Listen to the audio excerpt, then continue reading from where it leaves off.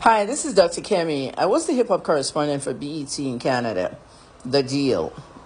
New hip hop artists, upcoming. So I know a lot about hip hop, and I was a music journalist for 30 years as a journalist. That was one of my beats. Rich Homie Quan was one of the most talented rappers that I know out there. My youngest son, Rich KJC, always looked up to him. He's an upcoming rapper. But let's talk about this 911 call. The dispatcher needs to be fired, first of all. Look at the quality of crap that she was asking the girlfriend. Can you turn his body on the other side? And the girl kept saying, he's foaming in the mouth. I need an ambulance. I need an ambulance. So the 911 call operator thing needs to be dealt with the authorities that need to do that. She needs to be retrained or fired. Any little time you have to save someone can help.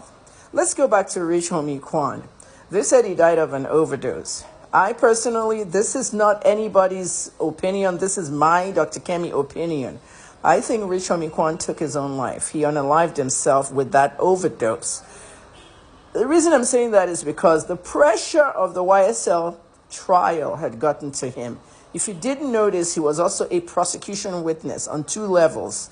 So if you're going to be a snitch for your friends or your group, it sometimes creates some form of anxiety, depression, and whatnot. I think he was having a hard time dealing with it, with this whole prosecution trial, prosecution witness kind of thing with Young Thug and the YSL trial. I really think the Thugger trial got to him, and he just unalived himself. Sometimes life is not worth it anymore. You can have how much money you want, cars, everything, but when it really comes down to what your brain and your heart is telling you, he wasn't happy.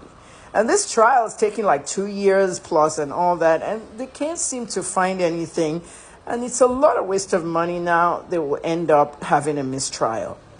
I lived in Atlanta. I know these things. Associates, affiliates, and all that. Rich Homie Quan, rest in peace. This young man was only 34. And when I lived in Atlanta, he was a kid. And we saw them evolve into great rappers. So I want you to go in the comments and tell me what you think.